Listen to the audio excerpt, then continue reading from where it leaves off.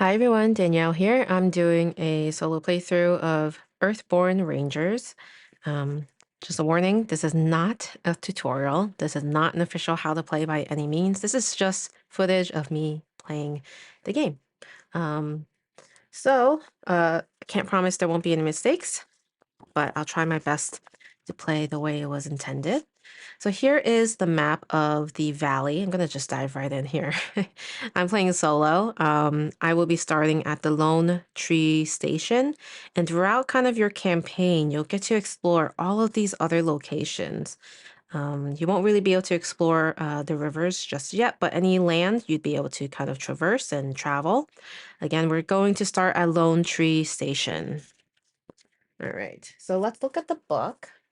So this is where all of the kind of like story lives, and we're going to start on page 4. All right, so it says to start your campaign, perform the first 4 steps of setup on page 10 of the rulebook, then return here for the remainder of setup. So as part of the setup, you would have chosen your role. I am Undaunted Seeker. It is exhaust when you perform a test, dodge 1 card. I have my chosen aspect card. I have 2 awareness, 3 fitness, 2 spirit, and 1 focus. I have my round structure reference card here. My common tests are here as well. And then I have a 30 card deck that I created using the pre-made Undaunted Seeker deck on the Earthborne Rangers site. So to start, you would be drawing 6 cards. 1, 2, 3, 4, 5, 6. And basically the rulebook will tell you kind of what that setup should look like for each player, and also kind of the player area up here at the top, which I've tried to basically do on my own. So just want to double check here. I shuffled the challenge deck as part of the setup as well, and then we'll set up the starting location once we get into the story. So we have 6 cards in our hand, which I'll kind of, I guess, maybe play face, like open face, I guess. This is going to be the my surroundings at the top. This is going to be on, is it on the way or something along the way? It's going to be this section. And then the one right above my player area will be within reach. So those are going to be keywords or key phrases you might want to just make note of throughout the game. I have my challenge cards. This is the deck of challenge cards. And then this is the path cards I've already built based off of the location. But let's just get into the story real quick. So it says, cresting the gentle grassy hill, you see the unmistakable silhouette of Lone Tree Station rise out of the highland plains before you. Lone Tree Station is aptly named. The single massive giga redwood towers above the hills and swaying grass that surround it. You can just make out eaves and balconies among the gnarled bark, doors tucked into the winding roots, and hanging gardens suspended from branches. As you draw closer, a woman in a freshly pressed cloak steps out from the main entrance and waves. Calypsa, your mentor for the past 9 months, strides towards you with a man who looked just like about your age at her heels. Hello, she calls out. You made it. Just look at you. She clasps her hand, her smile warm, and her grip firm. I'm glad to finally have you here, she says. Then she turns. This is Cal Ivor. I trained Cal last year, right before I started training you. Cal Ivor gives you a nodding greeting. A pleasure, he says. So now it says to put the Lone Tree Station location into play in the surroundings. So again, up here is the surroundings. I have the Lone Tree Station card here. So that's this location. That's what that looks like. And then it says, Calypso heads back to the station with you and Cal in tow. She speaks back over her shoulder. Please make yourselves at home. Explore the hanging gardens. Find Spirit, Speaker, Nal, and Cordo and strike up a conversation. Get to know the place. After you've spent some time here at the station, you should head over to White Sky, she says. In fact, my pimpet has some juniper biscuits baking right now. His food is legendary. around these parts. Once those biscuits are ready and you've had a chance to poke around, take a parcel over to White Sky and offer them to the people you meet. It's been at least a year since our neighbors have enjoyed the company of rangers bearing treats. She turns to look at Cal. What do you think, Cal? Good way to get started? Cal grins at you in a way that you can't quite describe as a sneer. Handing out baked goods? I think that's perfectly suited to their abilities, he says. All right, so the Rangers have to choose between A and B. We could tell Cal what he can do with his condescending attitude or ignore him. I'm going to say ignore him. Calypso shakes her head and laughs. Oh, Cal, you're not long past delivering biscuits yourself. It's tradition after all. And we get to write Impress Calypso on the campaign tracker. So let's pull that out. I printed out the campaign tracker on printer paper. And I'm going to I'm going to use a pencil actually to write down the term. So it says Impressed Calypso.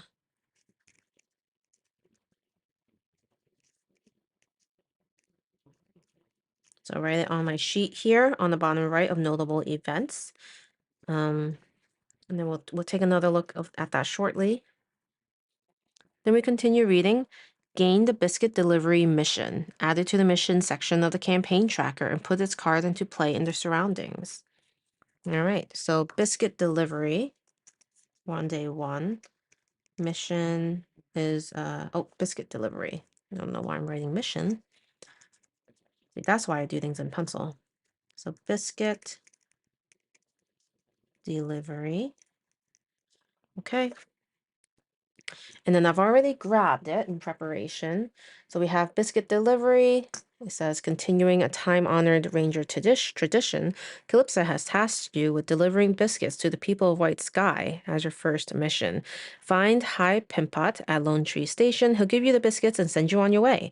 During this mission, use Story 91 instead of the normal entries for High Pimpot, Cordo, Now, and Quasi Voss. The mission here is to travel away from Lone Tree Station while High Pimpet is in play, and then you get to read that. Okay. So we also have to now check the campaign tracker for the weather for the current day. So it's currently day 1, which means the tracker shows the weather a perfect day. So I already pulled that out. It's called a perfect day. It says it has 3 clouds on the bottom right here. So that means we'll go ahead and place 3 clouds, which I'll be counting with dice here. Okay, so we have 3. And then it says create the path deck by shuffling together the woods and lone tree card sets. I've already done that. It's shuffled right here. And place it above the surroundings. Then complete all the initial setup, performing the setup steps on the back of the lone tree. Okay, so back of this says search the path deck for the next predator and discard it. Draw 1 path card. All right, so we're going to go ahead and look for a predator.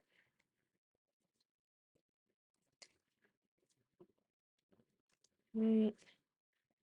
Might take a while.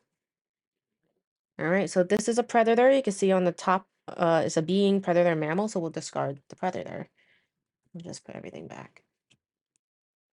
It doesn't say to shuffle it, which I find interesting. I don't know if we're supposed to, but I'll leave it at that. I'm just following the instructions as it's written.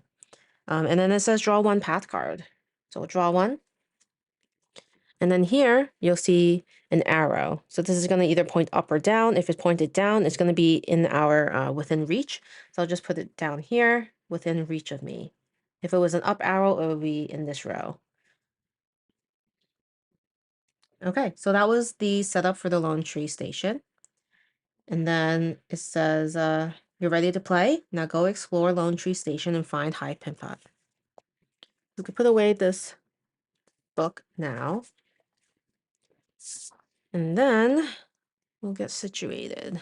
So I'm using dice to track how many of these aspect energies I have. So again, awareness is 2, spirit 2, fitness 3, focus 1. And we'll start the round. So the round structure is path cards, ranger turns, travel, refresh. So path cards, each ranger draws 1 path card. So I am a lone ranger. I'm just playing by myself. We'll just draw 1 path card. Okay, so this is a topside mast. It has a story 42 on the top. So that's where we'll go ahead and place this in this area and read page 42 or entry 42.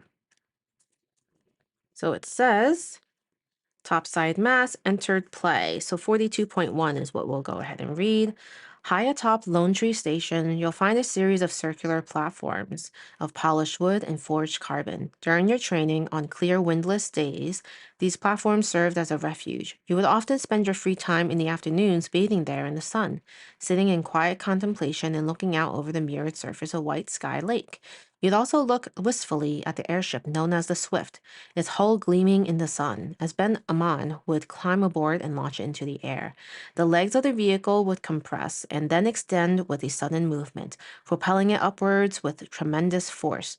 Then, once it reached its apex, its wings would unfurl and the glider would soundlessly soar toward the horizon, steadily descending as it flew toward its destination. Calypso told you and the other initiates that it was prone to roll and crash in inclement weather, and if you flew it at any great distance, its energy cells would drain, and the Swift would grow inert, unable to launch for days before the cells recharged. All this was clearly meant to dissuade you from taking the Swift out on your own, but when you look at the airship, you can't help but feel exhilarating, if not a little terrifying. Now that you're a full-fledged ranger, perhaps you can convince the crew to take you for a ride. It says to clear top side mast with, um, what is that? As progress, I guess. To take the Swift for, I don't know, that's a ranger token. So we have to clear topside with a ranger token to take the Swift for a ride. Okay. So let's take a closer look at this card. So it has focus, convince 3. The Swift crew of the urgency of your mission to move your um, ranger token to this feature. So that's something we'll have to do. It's kind of a huge test to do though, but we'll figure it out. All right. So that was the path cards. Now it's ranger turns. Rangers take turns until they have all rested. Each ranger does one of the following: play a card, perform a test, or rest. So since we're playing solo, we'll just go ahead and do all of that in succession. So in this game, you're going to do a bunch of tests. So playing a card is always an option. And looking at my hand, um, attributes are things you'll be adding as extra kind of values to your test. So that's Strider and Persuasive.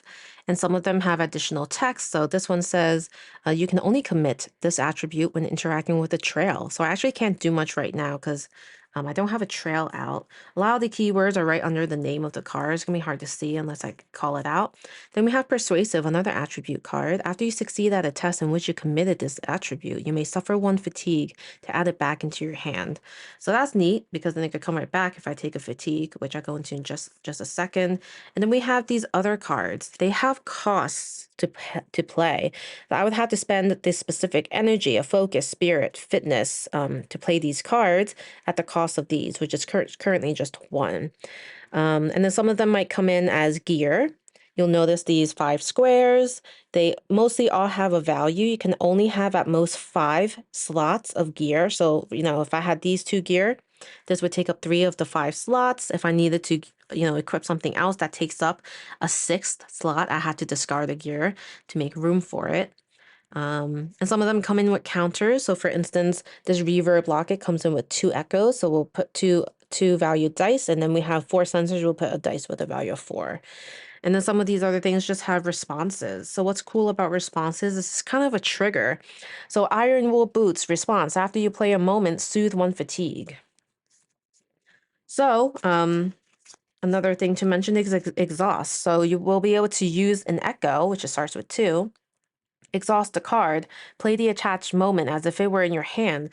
So this is something you equip and you attach a moment to it from your hand, and you'll be able to use that action if you use an echo, but you have to exhaust a card. So to exhaust a card, you'll simply just turn it 90 degrees. I'll place my gear to the left of my aspect card, so that's what I'll do. And then to explain fatigue, there are going to be a couple of ways that I will have to fatigue. Some cards, like this one says, you may suffer 1 fatigue. That simply means taking the top card of your deck and placing it sideways as fatigue. If you were to gain or what's the term? Soothe if you soothe the fatigue, you take one of your fatigue cards from the top and you add it to your hand. So that's a cool way to refresh your hand, especially because moving forward, you don't draw back up to 6 every turn. You just draw one card from the top of your Ranger deck. So that's a good way to kind of get more cards that you can play. So I think I'll definitely add some gear. I think I'll pay one of my focuses. Unfortunately, a lot of my two of my gears will require a focus. Obviously, they're both reverb lockets. But I think between these two, I'll probably do the boundary sensor. So I'll play that for 1 fitness. So I go from 3 to 2. And then I put 4 sensors. So I'll be able to potentially exhaust this on a future turn. And then I think I need to try to clear the top side mask. That will require focus and hearts. So if I had any heart symbols on the left side of my cards, I'd be able to commit it to increase the value of the test. I would need at least a 3 effort because it has 3 in brackets over there. And right now I don't think I can do it. I only have 1 focus. I can't even get to 3. So that's gonna be a little difficult. Feel a little bit limited. Oh, let's flip this over because this actually has an action. I could do awareness plus heart or health. Search beneath the comforting shade of your Giga Redword home to scout path cards equal to your effort, then draw 1 path card. The idea of drawing path cards is important because we're trying to find specifically my pin pot, which is how we accomplish this biscuit delivery mission. So we really want to try to get through the path card deck to find those that card. So I can't do much with these 3. I guess I'll go ahead and do a reverb locket for 1 focus. And it says when you equip this gear, attach a moment from your hand. Oh, you know what? That was silly of me because I don't have a moment in my hand.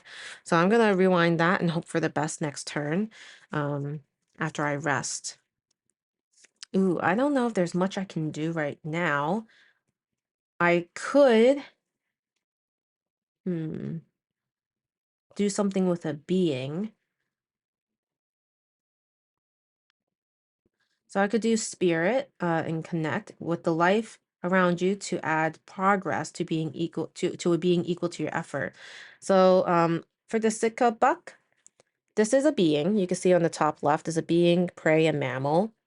And if I did 3 kind of damage to it, it goes away. I overcome this card. It's ideal to overcome this card as soon as possible. And then this one is progress. So if we get 5 progress, that could also clear this card. So it's not a bad idea. Might as well. We have 2 spirit anyway. So I'm going to commit 2 spirit right now. And then I don't think there's anything else I can commit from hand. So it really is just 2.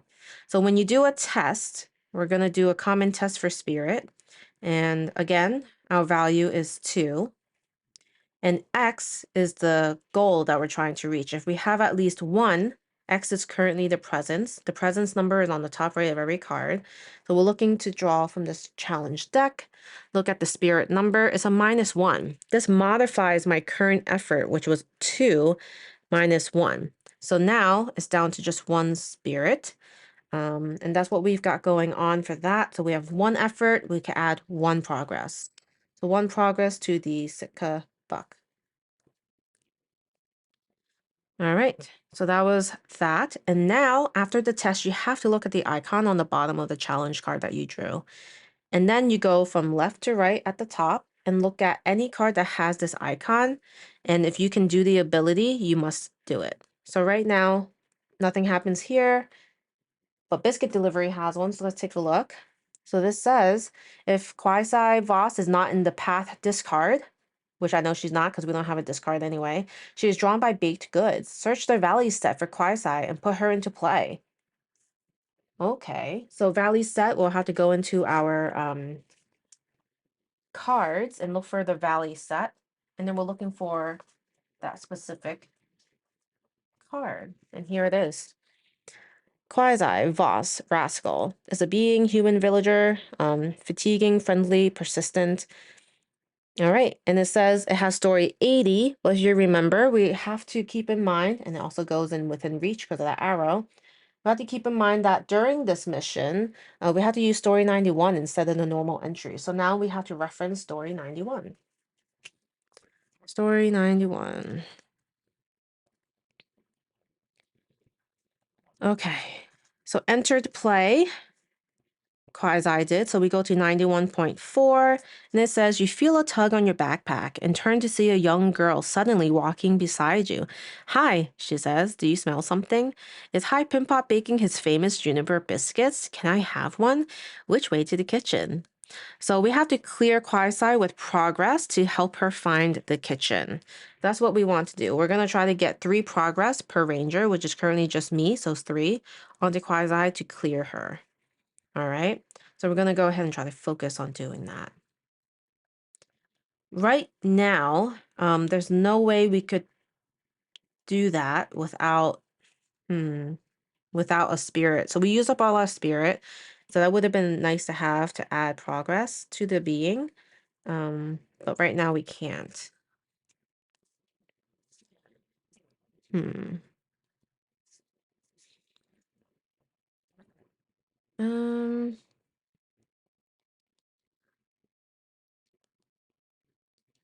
I could do a search, but then I have to fatigue the presence values of everything in between. So that'll be 1, 2, and I think that might be worth it. So I'll fatigue 2. Oh, I think was this an example of a fatigue that I put? I think so. So that'll be the first one, and then this is the second one. Because anything that has a presence value is added up in between those areas. So if I wanted to go here and do something, it would still be 2. And here is 2 because this is 0. So I had to fatigue 2 cards to do this. So it's awareness, which is going to be 2 plus any hearts. So right now I am hoping for a 1. There's nothing specified as the success number. So I'll just do 1. Hopefully we'll get that. And we'll draw from this deck, the challenge deck. So we're looking at awareness. There's no modifier. It's just a 0. So perfect. 2. We did succeed. So if we succeed, we follow the text. It says, search beneath the comforting shade of your Giga Redwood home to scout path cards equal to your effort, then draw 1 path card. So our effort was 2. So we get to draw 2 cards and scout. So 2 cards, Sitka Buck and Overgrown Thicket. We get to decide if any of these cards stay on top or any of them stay on the bottom of the deck, and I'm going to put both of them on the bottom of the deck. Because again, I want to look for Pimpot, and they were not Pimpot, and now we get to draw a path card. It is Cordo, and so that triggers another, I'm going to put these fatigue cards out of the way, another read of Story 91. Let's find 91. And it says, so Cordo came in, so enters play, so we go to 91.1. Glad you made it through training. The grizzled man sticks out his hand and shakes yours firmly. The name's Cordo, in case you forgot. I understand you have a lot of new faces to take in. Clear Cordo with progress to speak with him further. So another one to clear. Great. Okay. So that's that. We have to look at this icon. So don't forget what we did was just a test, an awareness test on the Lone Tree Station. So what we have to do is look at this icon starting from the top.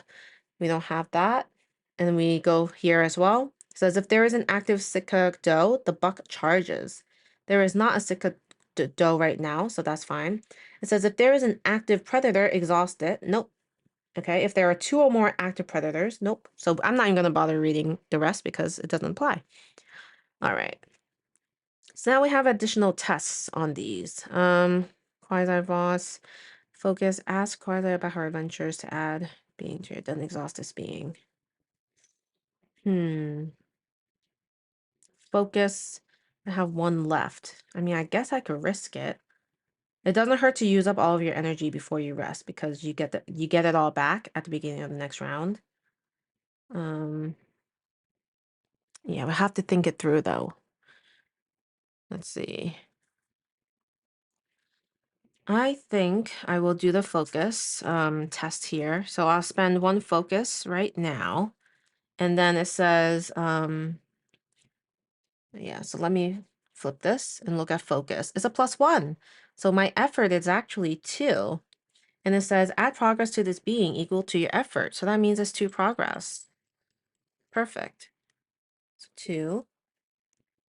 And I just need 1 more. And then I get to exhaust the being. So I'll go ahead and exhaust this.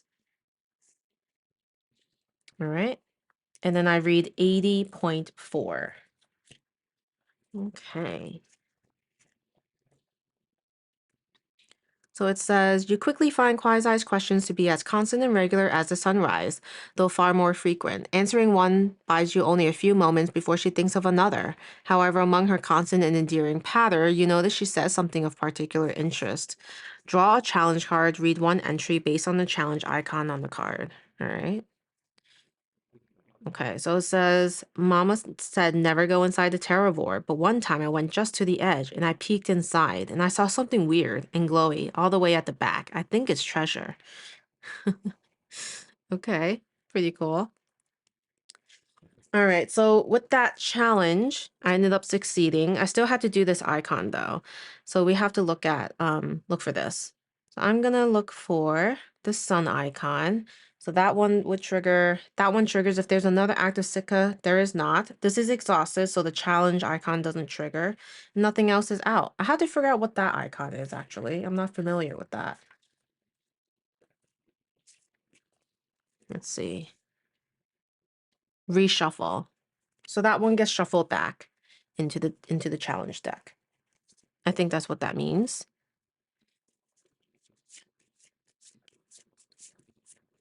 Okay.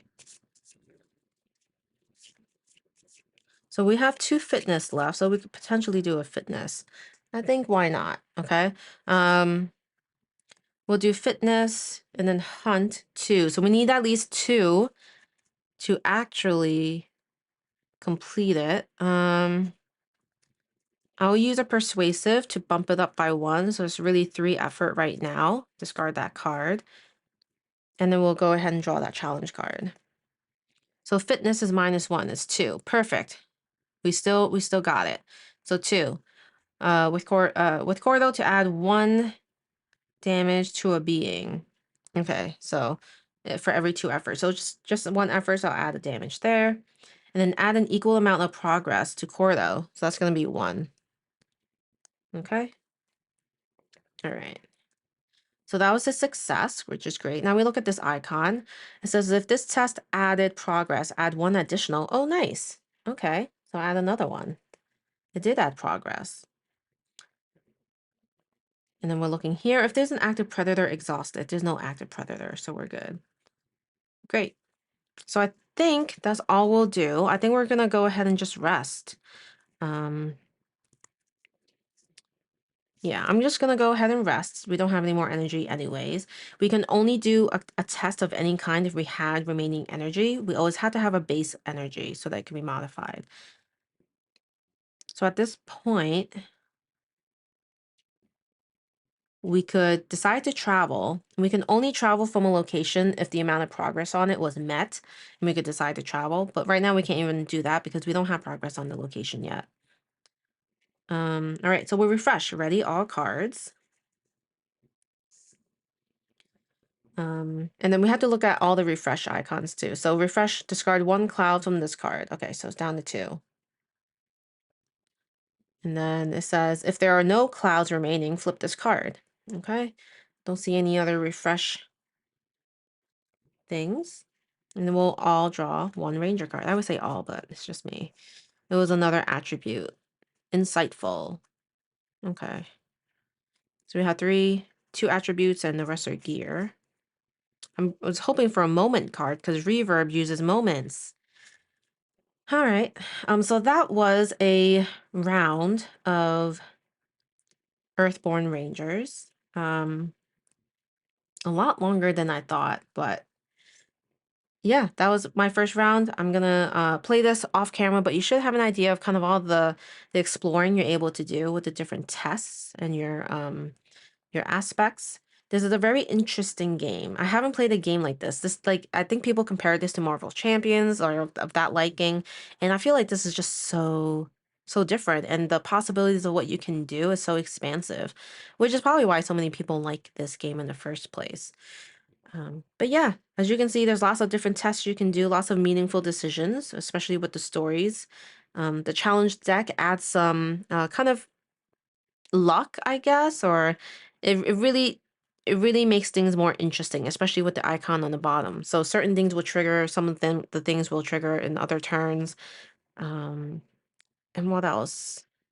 I actually haven't used another deck besides Undaunted Seeker, so I'm very interested to see how the different decks would work with the story.